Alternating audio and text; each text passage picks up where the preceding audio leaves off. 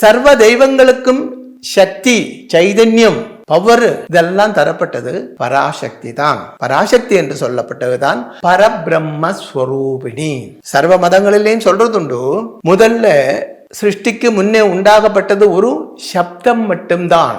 நம்ம ஹிந்து வேத சாஸ்திரப்படி எப்படி சொல்றாரு என்றால், எல்லாம் டோட்டலா இருட்டா இருந்தது. மிட் நைட்ல ஒரு ரூமுக்குள்ள கரண்ட் ஒண்ணுமே இல்லாமல் எல்லாம் லைட் ஓபன் பண்ணிட்டு எப்படி இருந்து பாருங்க, ஃபேன் மட்டும் ஓடட்டும். அப்ப அந்த சவுண்டு, அந்த ஃபேனோட சவுண்டு,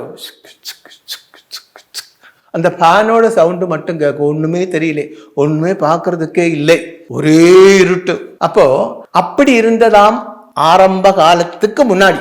அந்த வாய்ஸ்ல இருந்துதான் மற்றதெல்லாம் உண்டாயாச்சு. பிரம்மா, விஷ்ணு, சிவன் இதெல்லாம் அந்த வாய்ஸினால் படைக்கப்பட்டது.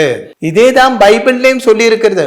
ஆதியில் வசனம் உண்டாயிருந்தது, அந்த வசனம் தெய்வமாகி அப்படின்னு தான் பைபிள்லயும் சொல்றாங்க.